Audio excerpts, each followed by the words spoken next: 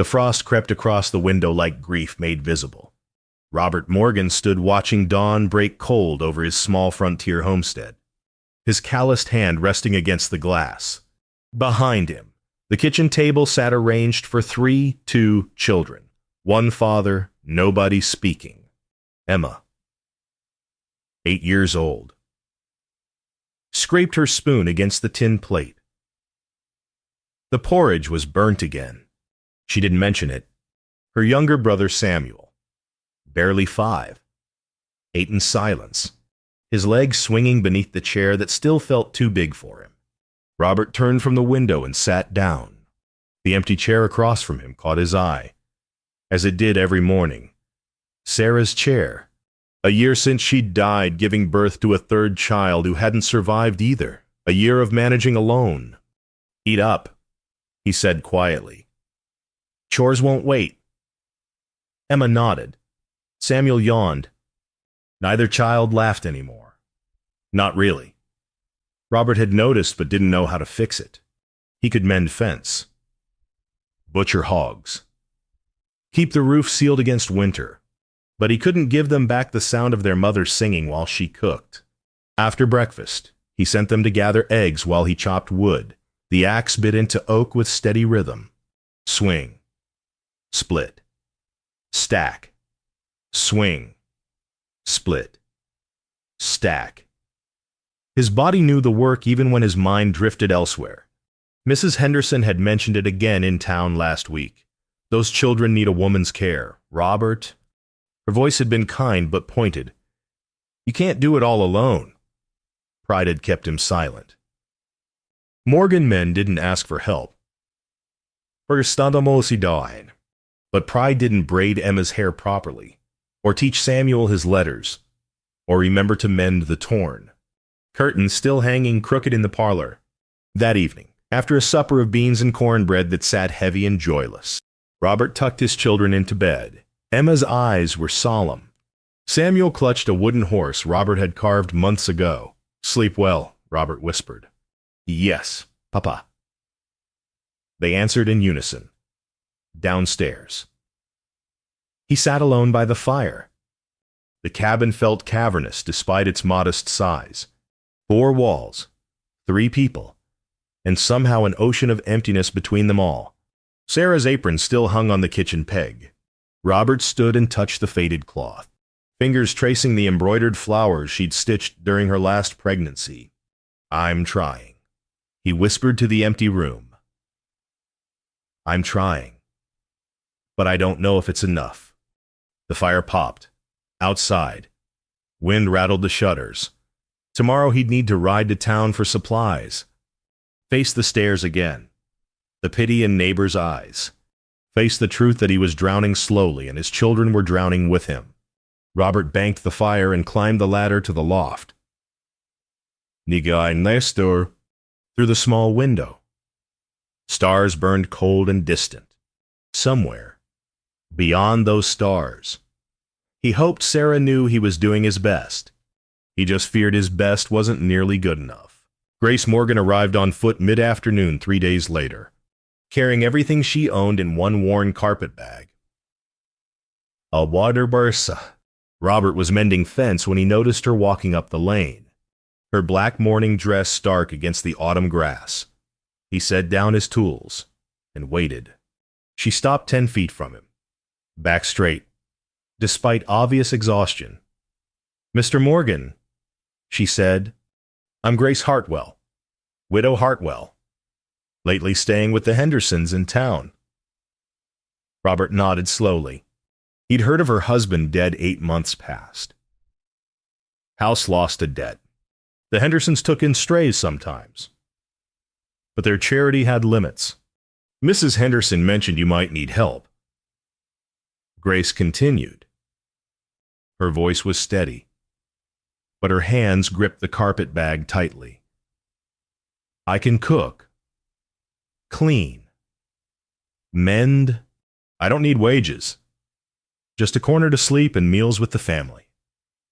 Behind Robert, the cabin door opened. Emma and Samuel peered out. Curiosity, overcoming shyness, Robert studied Grace carefully. She was perhaps 30, maybe younger. Grief aged people. He saw it in the careful way she held herself. In the shadows beneath her eyes, he recognized his own pain reflected back. "It's complicated," he said finally. "People talk. But people always talk," Grace replied. "I need shelter. Mr. Morgan, winter's coming. You need help. Anyone can see that from your children's faces alone." And the bluntness stung because it was true. Emma's hair hung in uneven braids. Samuel's shirt had a torn sleeve Robert kept forgetting to mend. "I'll consider it," Robert said slowly. Then, surprising himself, he added, "But only if you can season everything with laughter, too. This house has been quiet too long." Grace blinked. Of all the conditions she'd expected, lower wages, longer hours. Stricter rules, this hadn't been among them. Her mouth curved into something tentative. Something that might become a smile if given permission. "Laughter," she repeated. "My children forgot how," Robert said quietly. "So did I. If you're going to be here, I won't have it be more of the same gray silence. Life's too short for that." Grace's eyes glistened. For the first time since Thomas died, someone was asking her to bring joy instead of simply endure. "I'll do my best. Mr. Morgan—" "Robert," he corrected. "If you're staying, might as well use my name." "Ah, Grace," she answered. They shook hands, both calloused, both trembling slightly. Emma and Samuel crept closer, watching with wide eyes. "These are my children," Robert said. "Emma and Samuel." Grace knelt to their level. "Hello. I'm pleased to meet you both." Samuel hid behind his sister's skirt. Emma studied Grace with solemn assessment. "Okay, can you really cook, boy, better than your father?" Grace asked. Emma's lips twitched. "That's not hard. Ain't quite." Robert coughed, embarrassed.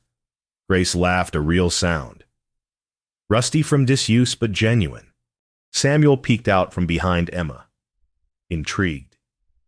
"Well then," Grace said, standing, "why don't you show me this kitchen, and we'll see what we can do about supper."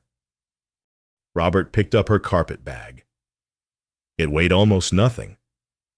Everything she had in the world, and it barely filled one bag. His throat tightened with recognition.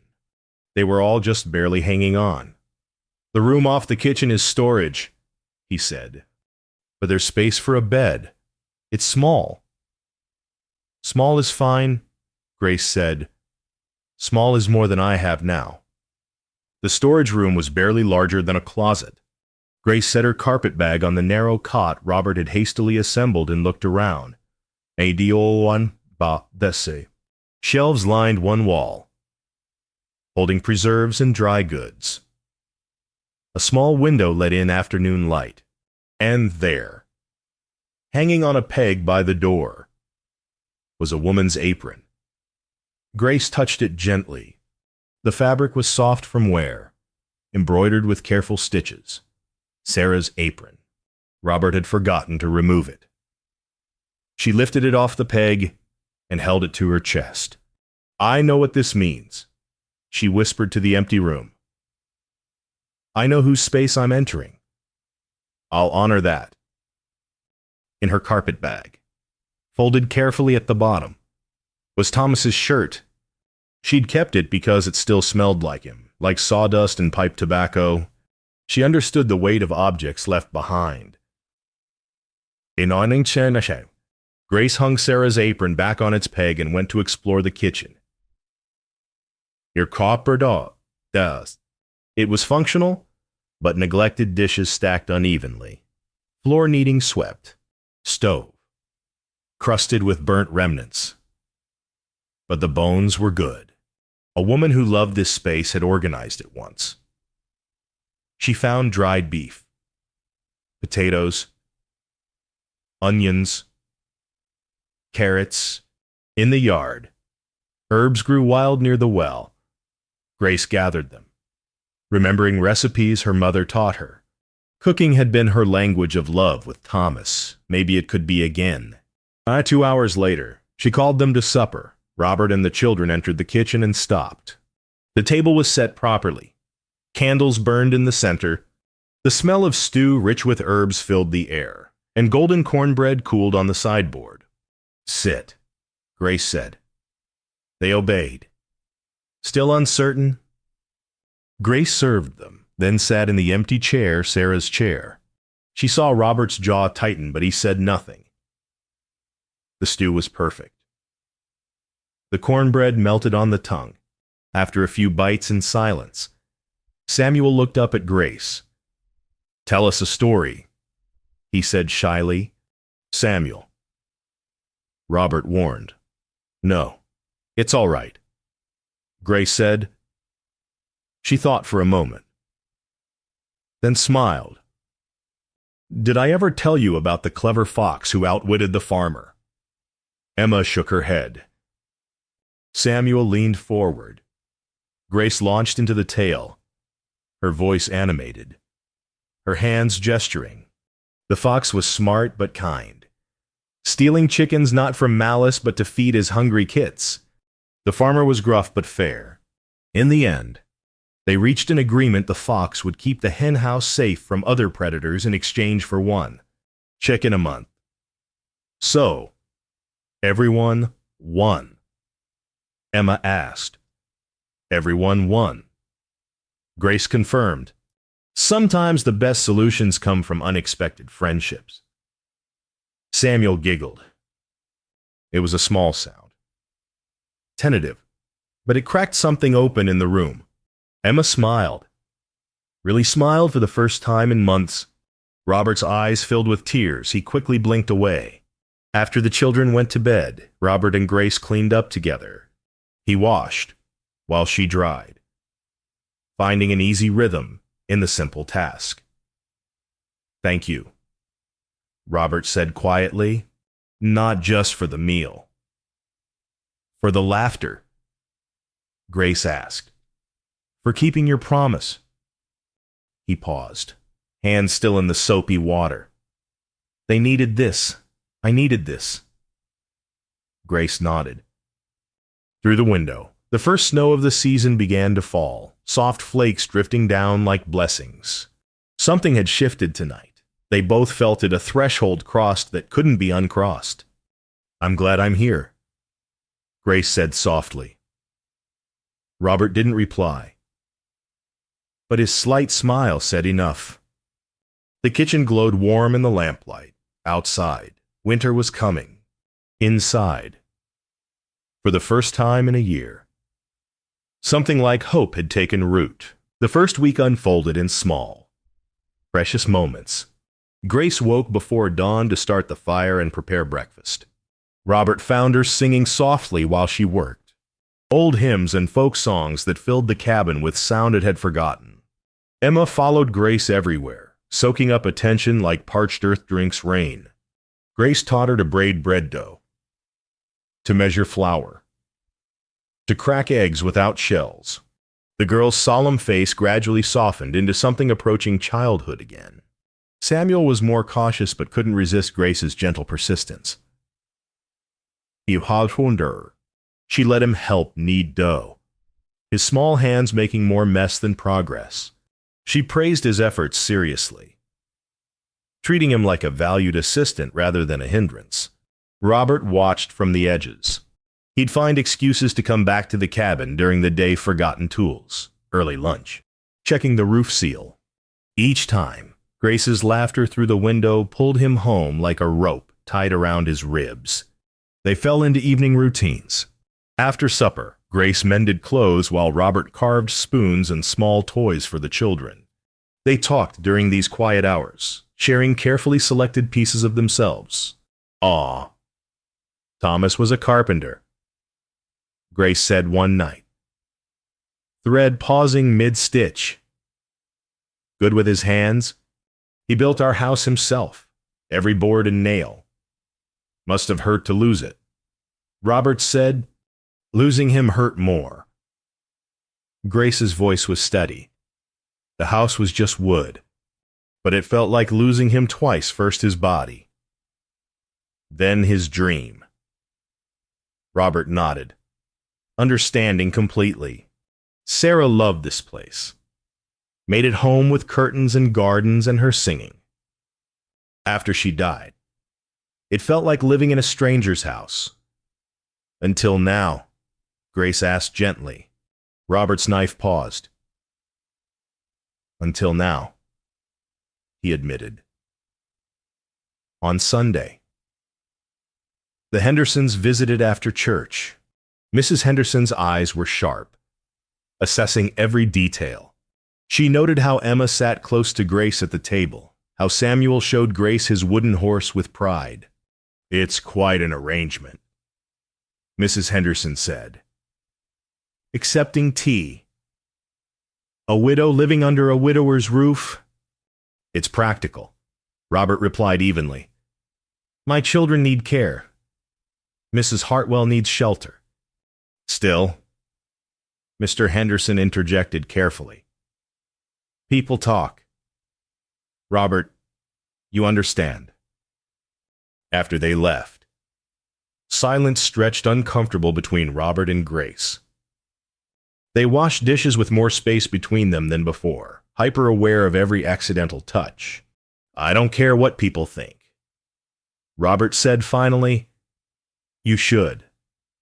Grace replied quietly, You have children to raise here.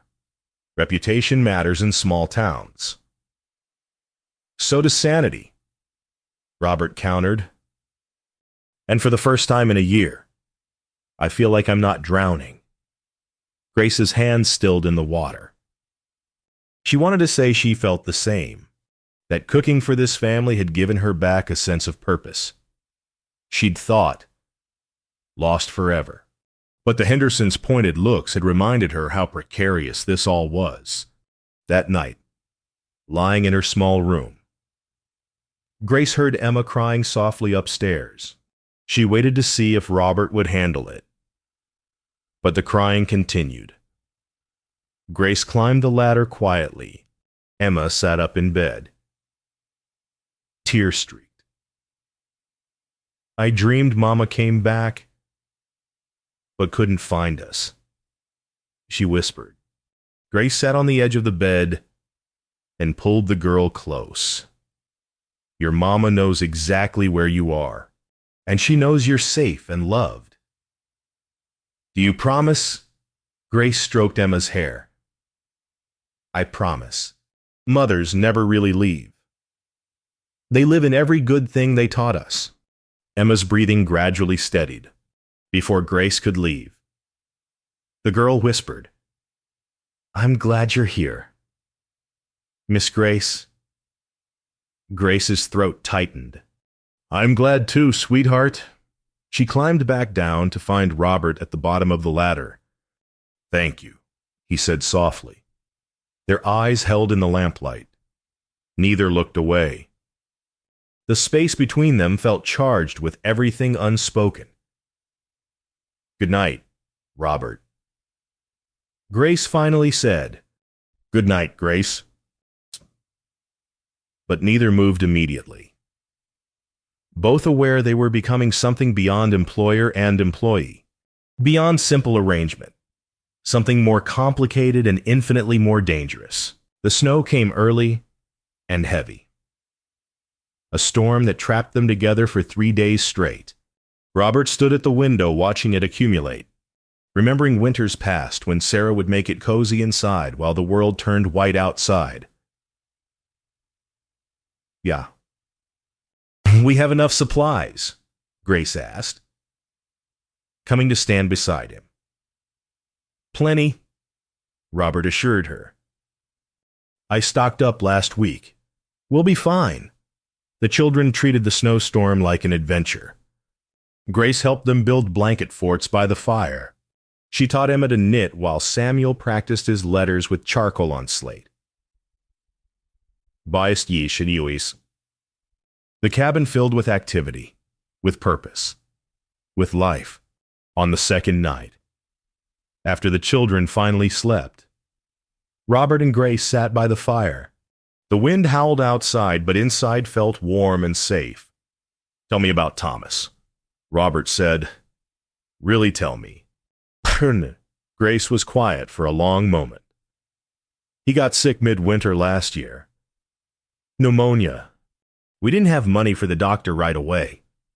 Her voice cracked slightly. By the time we did, it was too late. I held him through the last night. She continued. He made me promise I'd keep living, not just surviving. He said life was too precious to waste on grief. And she wiped her eyes. But after he died and the bank took the house, I felt worthless. Like my only value had been as Thomas's wife. Robert reached over and took her hand. You're not worthless. I know that now, Grace said. Cooking for your family. Caring for Emma and Samuel, it's given me back a sense of purpose, of place in the world. Tell me about Sarah, Grace said after a pause. Robert's grip tightened on her hand. She died giving birth. Our third child. Neither of them survived. His voice was raw. I should have gotten the doctor sooner. Should have known something was wrong. You can't know everything, Grace said gently. I've been punishing myself, Robert admitted. I'm a year. I've been refusing to fully live. Thought it would dishonor her memory to be happy again. He looked at Grace. But Emma was right. Sarah wouldn't want us frozen like this. Thomas wouldn't either, Grace whispered. They sat in silence, hands still clasped, watching firelight dance across the walls. Upstairs, Emma called out in her sleep. Grace moved to check on her. But Robert stood first. I'll go, he said. When he came back down, Emma was tucked in with her mother's old quilt. Grace had added wood to the fire. She turned as he descended the ladder. Robert, she said carefully. What are we doing? I don't know, he admitted. This was supposed to be simple. Just help with the house. It stopped being simple the first night. Grace said. Robert crossed the room until he stood directly before her. I'm scared, he confessed. Caring for you means risking this pain all over again. Means my heart could break worse than before. I'm scared too, Grace whispered. But I'm more scared of the emptiness if you weren't here. Their hands met again. Robert's thumb traced circles on her palm. Neither moved closer, but neither pulled away. We should be practical, Grace said, though her voice lacked conviction. Practical, Robert echoed. Like an arrangement for cooking and shelter. Exactly, Grace agreed. But their eyes told a different story. In the firelight, with snow falling steadily outside, practicality felt less important than the truth. Neither was quite ready to speak aloud. Eventually, they said goodnight and retreated to separate rooms. But both lay awake, hearts pounding, knowing something fundamental had shifted. The question was whether they'd have the courage to see it through. Reverend Patterson arrived 4 days after the snow cleared, riding up to the cabin with purpose in his bearing. Robert was splitting wood when he saw the minister approaching. His stomach tightened. Robert, the Reverend greeted. Might we talk? They sat on the porch while Grace made coffee inside. Through the window, Robert could see her moving about the kitchen, Emma helping with lunch preparations. It looked domestic. It looked right. I've heard concerns. Reverend Patterson began carefully. About your living arrangement with Mrs. Hartwell. She's my cook and housekeeper. Robert said evenly. She's an unmarried woman living under your roof, the Reverend corrected gently. I know you're both grieving, both in difficult circumstances, but Robert, people are talking. It reflects poorly on you both, especially on Mrs. Hartwell's reputation. Robert's jaw tightened. She's done nothing wrong. Neither have I. I believe that, the Reverend said. But perception matters in a small town. For your children's sake, for Mrs. Hartwell's sake, you need to either marry her properly or make other arrangements.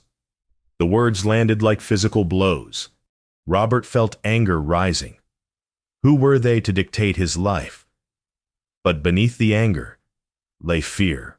Fear of being forced into something before he was ready. Fear of losing Grace. That's not fair to her, Robert protested. Forcing marriage is obligation. Then let her go to another situation where she'll be properly chaperoned. The Reverend said, Robert, I'm trying to help. Winter's hard enough without dealing with scandal. After the Reverend left, Robert sat alone on the porch. Inside, he could hear Grace singing with the children. The sound that had brought life back to his home might soon be silenced. Grace found him there an hour later. Emma said the Reverend visited. Yes. What did he want? Robert looked at her directly. To tell me I need to marry you properly or send you away. Grace's face drained of color. She'd known this was coming, but had hoped for more time. I see. I won't have you forced into anything, Robert said quickly. You're not an obligation. And I won't stay where I'm a scandal, Grace replied, voice shaking. I'll find another situation. Mrs. Henderson mentioned a teaching position 2 towns over. Grace. It's for the best, she interrupted, though tears gathered in her eyes. We both knew this couldn't last. I'll leave end of the week. She turned and walked back inside before he could respond. Robert wanted to call her back, to say he'd marry her tomorrow if that's what it took, but the words stuck in his throat. Was what he felt real love or desperate loneliness? Would he be dishonoring Sarah's memory? Could he risk? His heart shattering again inside, Grace began quietly packing. She folded clothes carefully, wrapped her few possessions in cloth. Emma noticed immediately. Oh, why are you packing? The girl asked, voice rising. You're not leaving? I have to, sweetheart, Grace said gently. No. Emma ran to find her father. Papa, you can't let her go. But Robert had retreated to the barn, unable to face anyone. Samuel found him there, small and confused. Why is Miss Grace sad? Papa. Robert pulled his son close, throat too tight to answer. He was failing them again. Failing to give them what they needed.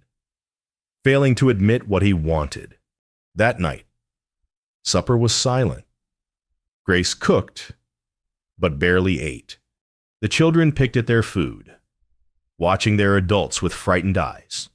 The joy that had filled the cabin for weeks had evaporated, replaced with miserable tension.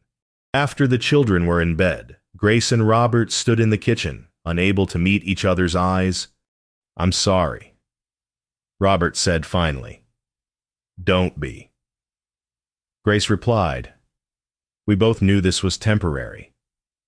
But it hadn't felt temporary. It had felt like the beginning of something real, something lasting. And now it was ending before they'd had courage to name it. Grace retired to her room early, through the thin walls. Robert heard her quiet crying. He wanted to go to her, to say he loved her, to beg her to stay. But fear kept him frozen.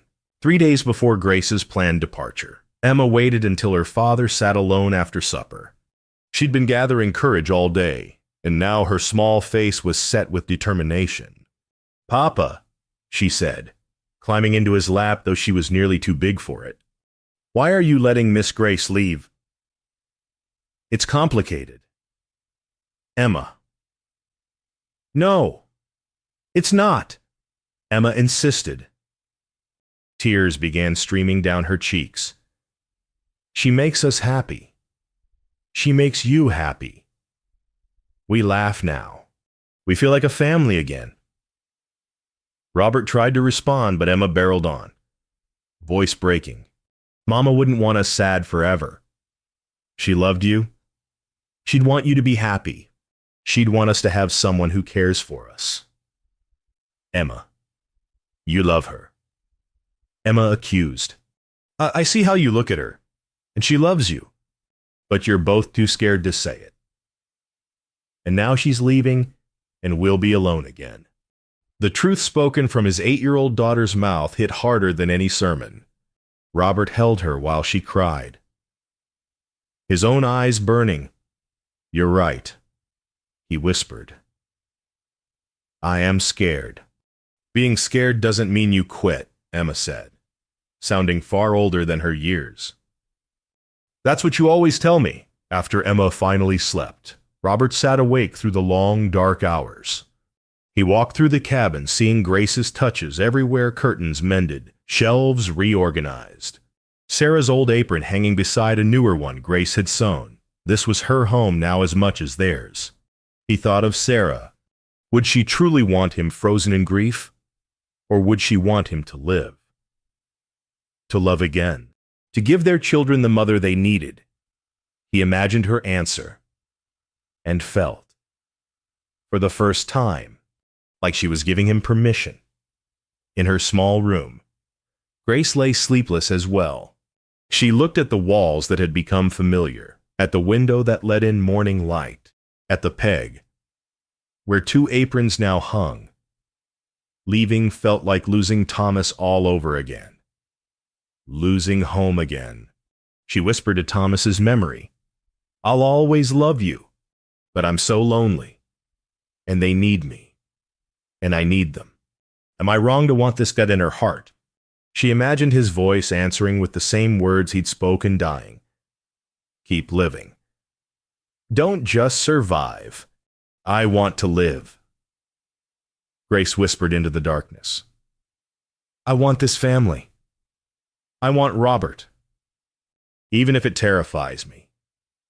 Dawn broke clear and cold. Robert made his decision. Grace made hers. They both rose with the sun and moved toward the kitchen simultaneously.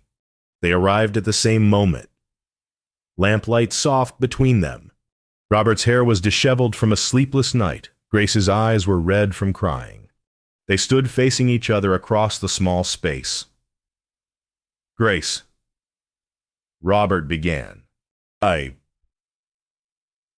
Robert," Grace said at the same time. They stopped. The air felt charged with everything they'd left unsaid for weeks. "You first," Grace said. "No, you," Robert insisted. Grace took a breath. "I don't want to leave because it's proper. I don't want to go pretend to be happy somewhere else when everything I want is here." Her voice shook but held steady. "I love you, Robert. I love Emma and Samuel. I love waking up to this kitchen and these walls and the sound of your voice.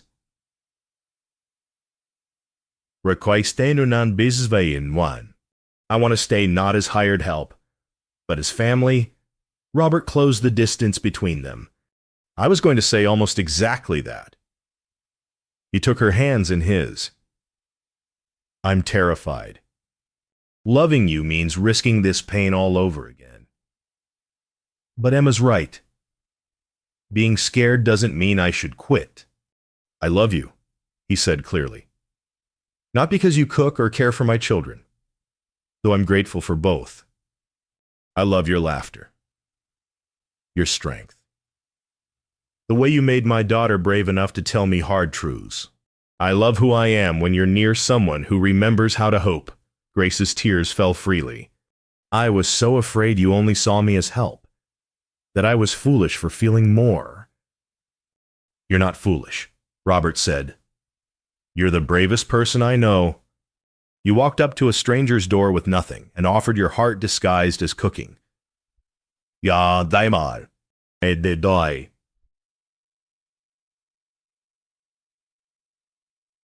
They were inches apart now, breathing the same air. Grace Hartwell, Robert said formally. Will you marry me not because the Reverend insists, not because it's proper, but because I want to wake up every morning for the rest of my life to your laughter seasoning our days?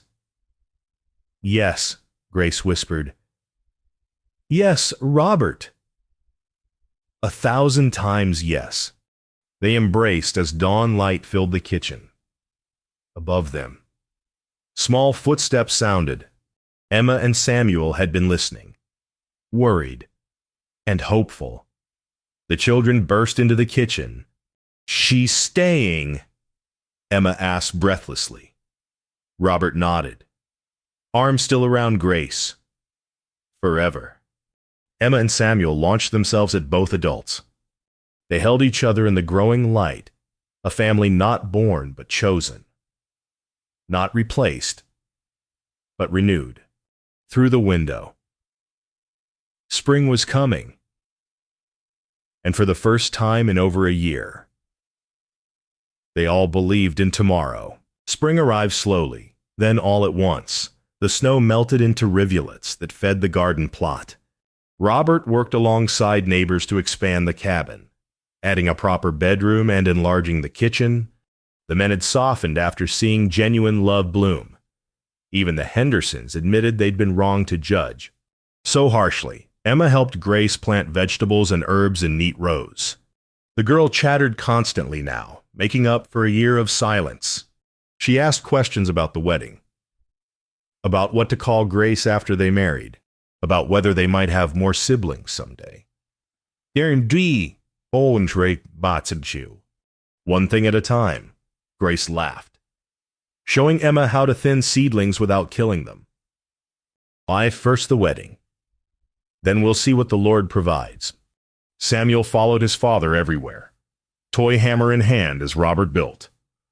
The boy's solemn demeanor had lifted like fog burning off in sunlight. He sang while he worked, making up silly songs that had no melody but abundant enthusiasm. The wedding was planned for the first Sunday in May. Simple and held at the church. Grace sewed a new dress not white, which felt inappropriate for a widow remarrying, but soft blue like spring sky. Emma practiced walking slowly as she'd carry wildflowers down the aisle. In the evenings, Robert and Grace worked side by side, preparing meals.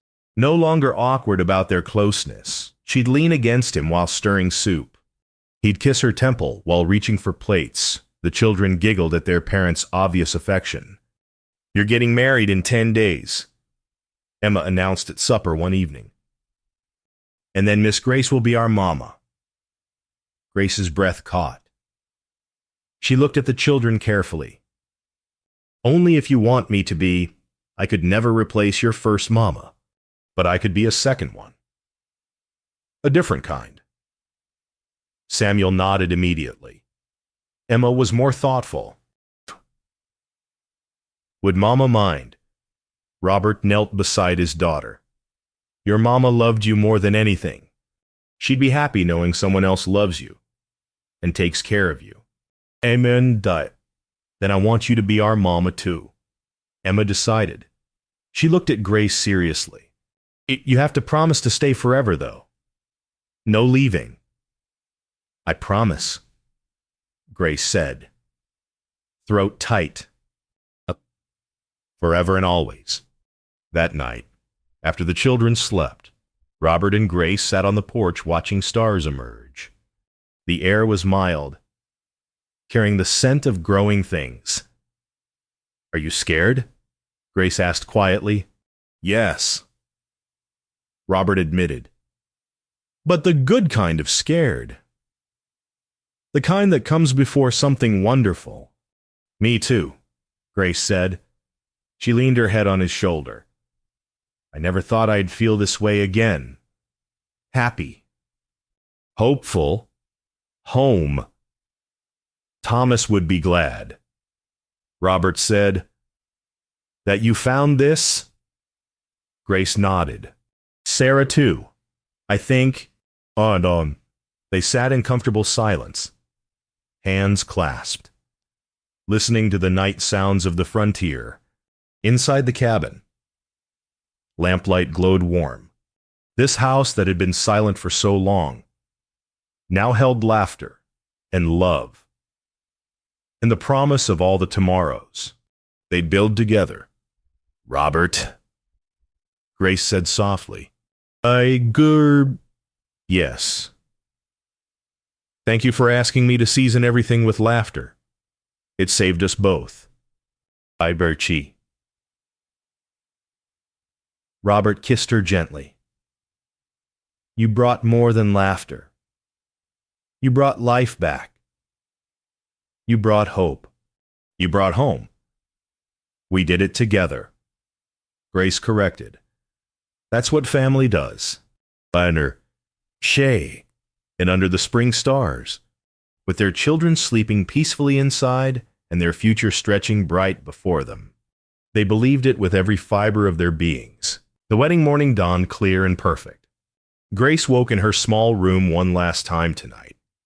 She'd sleep in the expanded cabin as Robert's wife, in a proper bedroom with curtains she'd sewn and furniture the neighbors had gifted. Record dans 5 minutes phrase. Emma burst in at dawn, too excited to contain herself. It's today. You're getting married today. Grace laughed and pulled the girl close. Yes, sweetheart, today. They dressed together, Grace helping Emma into her Sunday best before putting on her own blue dress. Sarah's old apron hung on its peg beside Grace's newer one. She'd kept it there deliberately. Some memories deserved honoring. At the church, the whole town gathered. Mrs. Henderson fussed with Grace's hair. Mr. Henderson clapped Robert on the shoulder and admitted he'd been wrong about the arrangement. Reverend Patterson smiled approvingly. When Grace walked down the aisle, Emma scattering wildflower petals before her, Robert's eyes filled with tears. She looked beautiful, but more than that, she looked happy, whole, home. The ceremony was simple and heartfelt. Robert's voice shook when he said his vows. Grace's hand trembled in his, but their promises were rock solid, forged through grief and tested by fear and proven by daily choice. I pronounce you husband and wife, Reverend Patterson declared. The kiss was tender and full of promise. Emma and Samuel cheered. The congregation applauded, and Grace and Robert walked back down the aisle together, a family complete at last. The celebration afterward was modest but joyful. Neighbors brought food. Children ran playing between tables. Music filled the air. Grace danced with Robert, then with Samuel perched on her hip, then with Emma holding her hand. As evening approached, they returned home. The cabin looked welcoming, expanded and improved, but still fundamentally theirs. Neighbors had left gifts inside: preserves, linens, a beautifully carved rocking chair from Mr. Henderson. Grace stood in the kitchen that first night as Robert's wife, looking around at walls that had become home in ways she'd never expected. Robert came up behind her and wrapped his arms around her waist. Happy? He asked. More than I ever thought possible, Grace admitted. Emma and Samuel were already in bed, exhausted from excitement. The house settled into quiet, but it was a peaceful silence, not the hollow emptiness of before. Grace prepared supper, while Robert set the table. They moved around each other with practiced ease, no longer employer and employee, no longer uncertain strangers, but partners in every sense. She'd made a simple stew but added the wild herbs she'd found that first day, remembering. They gathered at the table, the same table where they'd first eaten together months ago in awkward silence. But now laughter filled every corner, Samuel told a rambling story about a frog he'd seen. Emma reported on her reading progress. Robert teased Grace about oversalting the stew. Grace threw a dishcloth at him playfully. Before eating, Robert reached for their hands. Grace took Emma's hand on her other side. They formed a circle, connected. "Aye, Lord," Robert said, "we thank you for this food, this home, and for bringing Grace to our door when we needed her most. We thank you for teaching us that love doesn't replace what we've lost. It honors those we've loved by giving us courage to love again. We thank you for laughter, for second chances, for family we choose and family we're given. Amen. I'd be Eddie Mater. Amen," they chorused as they ate. Conversation flowed easily. Grace caught Robert's eye across the table and smiled, remembering her first night here when she'd promised to season everything with laughter. You're Todd. She'd kept her word and gained everything she'd lost: purpose, belonging, love, family. Through the window, spring evening glowed golden.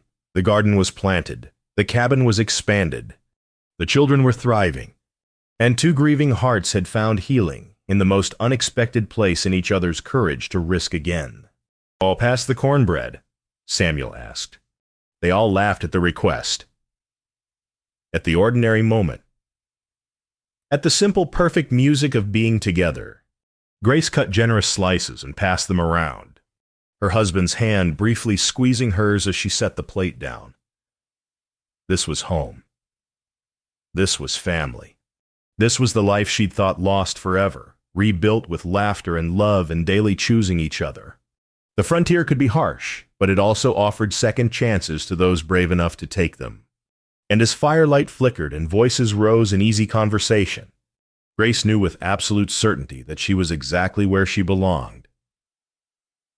Shostius, not because she'd been rescued, but because she'd had the courage to offer her heart disguised as cooking, and found a man brave enough to ask for laughter with his meals.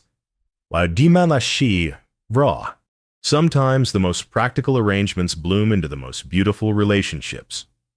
Austerity da pustes, and sometimes grief, when shared honestly, transforms into gratitude and hope, and a future bright with possibility. Grace looked around the table at her family chosen, beloved, and seasoned perfectly with joy.